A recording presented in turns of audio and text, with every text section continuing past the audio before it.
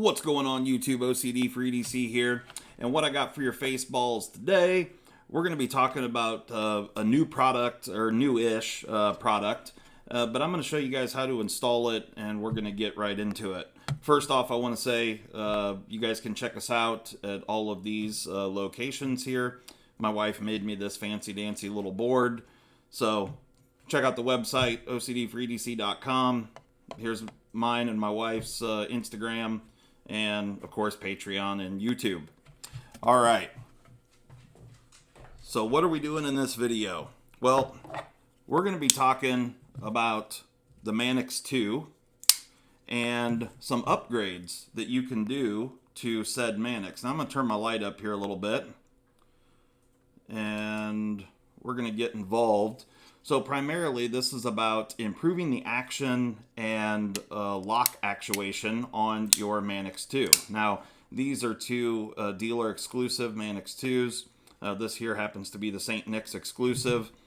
This one has got a titanium ball cage, which I made black in a previous video. I'll link that below, and you can see how I actually made that titanium ball cage black.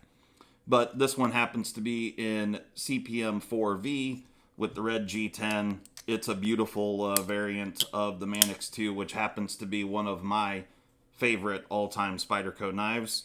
The Manix 2 in all the variations is, in my opinion, kind of the best bang for your buck that you can get from Spyderco. You can get some really amazing blade steels and color combos for a reasonable price. The Manix 2 is definitely one of my favorites. But we're going to be focused on this one right here. And for those that don't know, this one is CPM 4V, uncoated blade, and this one has got a hollow grind. Now this was a Freight and Lock company exclusive with the marble carbon fiber 4V blade steel with the hollow grind. It's absolutely gorgeous. Apparently my coffee pot is over, so we got a little beeping in the background there. But anyway, this is one of the most coveted of all of the Spyderco dealer exclusives. This one was very limited production, and because it was done by a lock company, like a locksmith company in New York, I'm pretty sure they're in New York, either New York or Pennsylvania, one or the other. It didn't get a whole lot of publicity, and by the time people realized this knife was available for quite some time, but then once word got out, they sold out, and they've been long gone for quite some time. So anyway, it's definitely a cool Manix, and we are going to do some upgrades on it. So what I got for you is this right here. So this is the OCD for EDC Manix upgrade kit, and this is how it will be shipped to you in the little bag like this. You'll of course get an OCD for EDC sticker. I have multiple different stickers, so yours may vary. Sticker may vary, but you'll definitely get a sticker. And then this is the little shim that I use for the CME, and it's got a link to a video. There will be a piece of paper like this. You don't need it as a shim, but it will have the link to this particular video if you purchase one of these upgrade kits for the Manix. So that will be in there, so you can watch this video to see how to install these items. And here's what you're getting. So throw the bag off to the side. Now we have multiple different color variations, and you get the little baggies. So for this one, we're going to be doing the black aluminum. This is the Flytanium ball cage. This happens to be black aluminum. Now that Flytanium is offering these in aluminum, they are fantastic because they have really phenomenal colors like red, orange, green, all sorts of stuff. You guys can check all that out on our website. These are live on the website now. You will also receive a ceramic ball for your ball lock. Definitely gets a little smoother action with the ceramic ball. And it's lighter than the steel ball. I mean, that's a very minor thing there, but but you know, every little bit counts, right? You also get this steel rod, which I will show you what that is for in just a moment. And you get a new coil spring for your Manix 2 ball lock. And this spring actually happens to be the next step lighter in tension. So I don't know the actual measurements on the springs, but this one is the next step lighter. All right, we're going to get into this. First up, I'm going to show you what this rod is for. Now, one of the things that has been a common issue with the Manix, the factory springs are very inconsistent, and some of them can be very, very stiff right out of the box. And one of the best ways to kind of relieve that spring tension is with this rod. Now, I do have these kits available in two different ways before I get into the rod. So you can get it with the ball cage, and we have them in titanium, raw titanium, or a whole bunch of colors of aluminum. Like I said, the black, red, orange, green, have a couple different colors of green. And then also copper and brass. So there are many variations of this ball cage, all which are available on our website. So we have kits that include the ball cage, and then we also have kits that are without the ball cage. You get the spring, the ball, and the rod, which all works with the factory ball cage, the plastic one. All right, so if you have a Manix that has very stiff spring tension, what you want to do is open the knife up, pull the lock back. One side of the rod has got a larger bevel on it, and you're going to stick this rod right through there, just like this, and you're going to leave it overnight, just like that. And what this does is maxes out the travel of the ball lock, and it compresses the spring to relieve some of that tension. Essentially, you're just compressing that spring and leaving it for an extended period of time. So if you do have a Manix that the spring pressure is too much and it's hard to actuate the lock, this rod will help. And you can do this as needed, just leave it like this overnight or for multiple days, however you want to do it. I would recommend checking it, every once in a while. But you can add this in as needed with that hardened rod right there. But for those that want to get their Manix game right, you gotta pick the colors. And this is not just an aesthetic thing. The grip that the metal offers over the plastic is quite a bit nicer. So whether you're doing the titanium or the aluminum, the grip that they offer is just a lot nicer. So it functionally is better as well. But let's get into this. We're going to tear this guy apart. And I'm pretty sure, yes. So the pivot screws are T10. And then the body screws are T8. And I will show you how I remove the ball cage and put it back. So trying to make this as easy as possible. I've done a couple of videos on the ball cage already. Like I said, on the St. Nick's variant over there, I showed how I made that one black.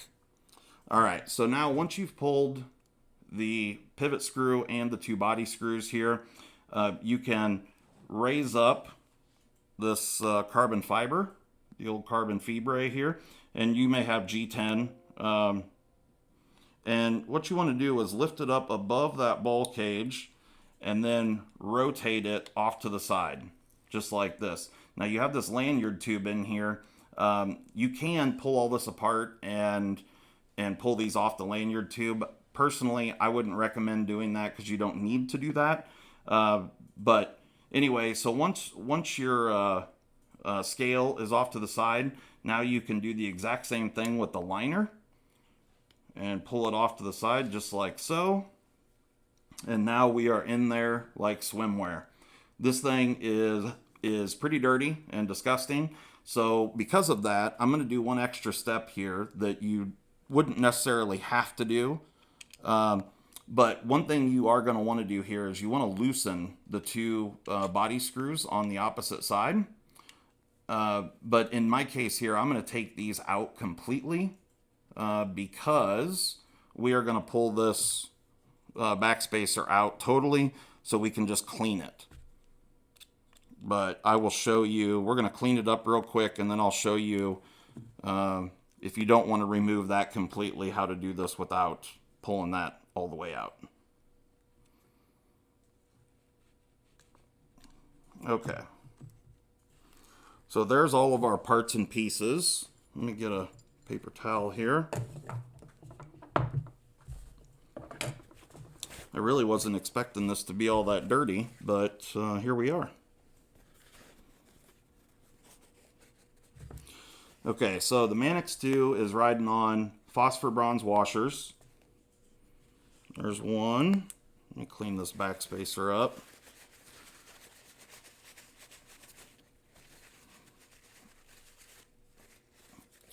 All right, so the backspacer is fairly heavy. It's, you know, solid stainless steel, and so you have that sitting there. I'm just cleaning all this up underneath here.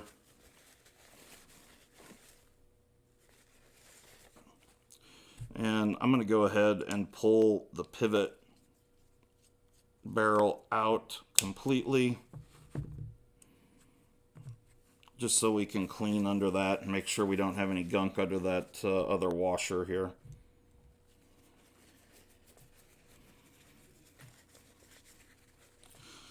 Okay.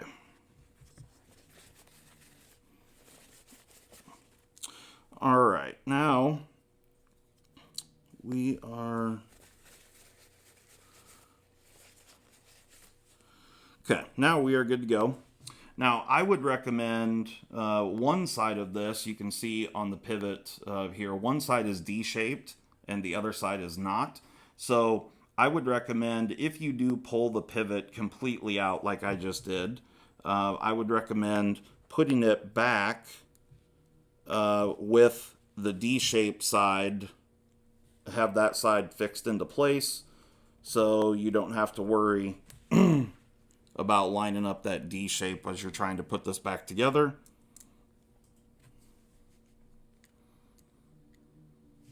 Ooh, I got the wrong screw there. There we go. Now, if you want to use Loctite, that's totally up to you. I don't use a lot of Loctite on my knives, but to each their own.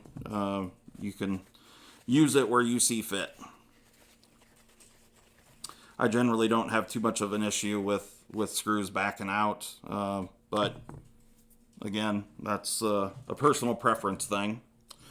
Okay, now I'm going to put down a little bit of oil here, and what I'm using here, this is some lightweight Lucas oil in a little refillable oiler. And I am just going to set the blade down on there and just kind of work that in. Perfect. Okay. Use that to hold the blade for a moment. All right, now what we're going to do is I'm going to set the backspacer back in here, and we're only going to put one of the screws in. I'm going to put the front screw in, and we're going to kind of use that as a pivot. So we're going to leave this screw a little bit loose.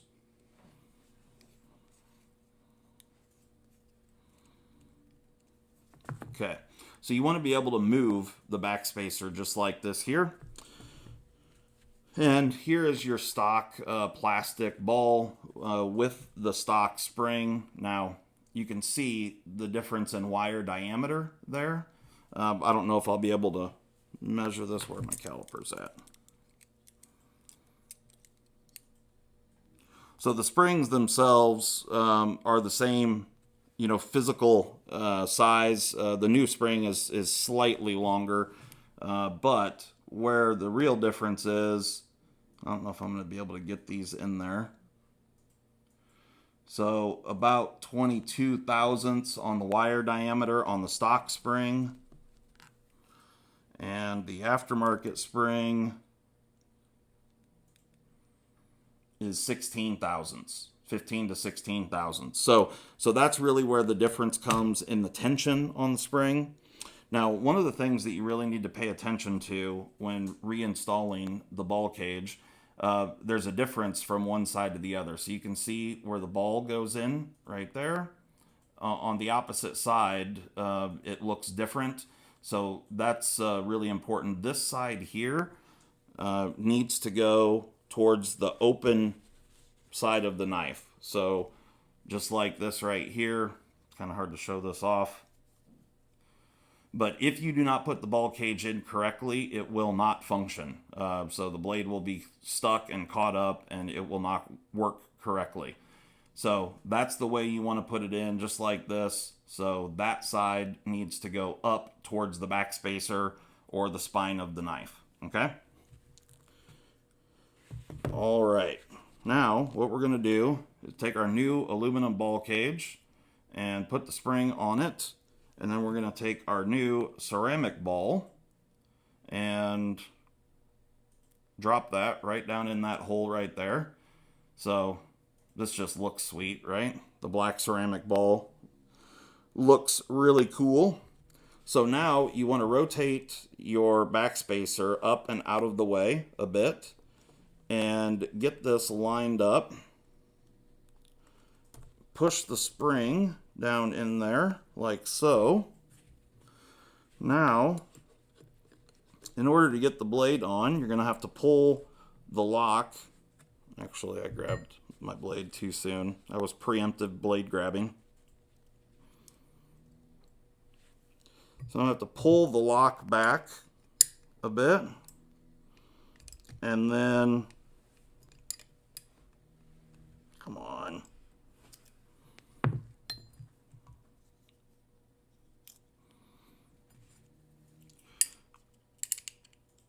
Set the blade down on there, slide the lock forward, and then push your backspacer back into place. And this is when you want to install the screw that holds the backspacer in place.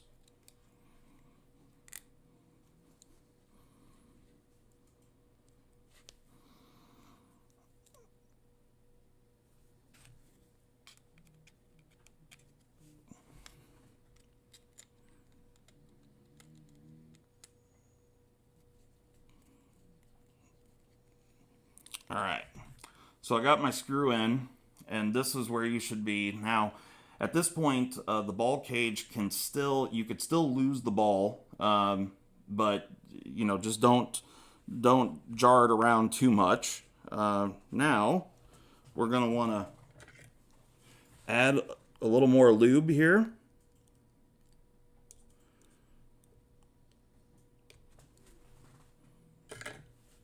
And then check your washer to see which way it was riding. And drop your washer on. And then you'll slide the scale back around.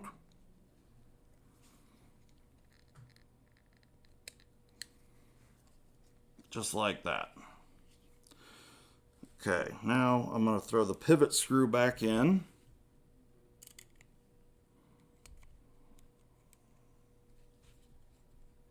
And I'm not tightening any of these screws really, they're just in there loose at this point. But we'll go ahead and put in the two screws into the backspacer. And then we're going to check and see how we look and what our action is like. So pulling the lock back and slowly operating. Okay, now the ceramic ball riding on the blade tang is very, very, very smooth. But we are also going to put, so I got a little KPL heavy here, And I like to use KPL heavy on the lock surfaces, or not the actual lock surface, depending on the knife. So on here, on this ball lock, we're going to throw a little KPL heavy right on the blade tang. But for like a frame lock or a liner lock, I use KPL heavy for the detent bowl. So just a little bit on there, not much, and then just work that in. Now, we'll check and make sure that we're centered. We're slightly off, but let's see what happens as we start to tighten everything up here.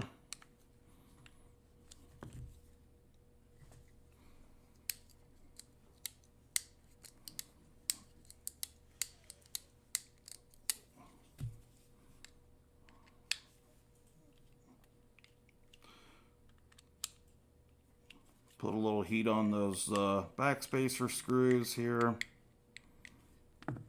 Okay, we're looking pretty centered. Pivot's a little bit tight.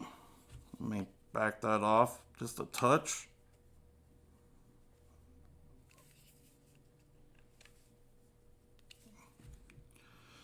Okay, we're centered still. Oh yeah. Oh, oh, she good. She is good.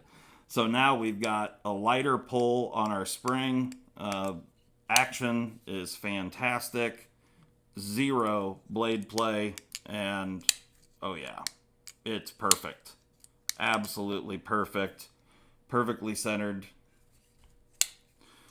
Excellent. So, there you go, guys. That's the kit, and so you're left with the factory spring, the factory ball, as well as the factory plastic ball cage. And then if you do want to lighten the spring tension with the new spring, you can do the same thing, push the pin through there.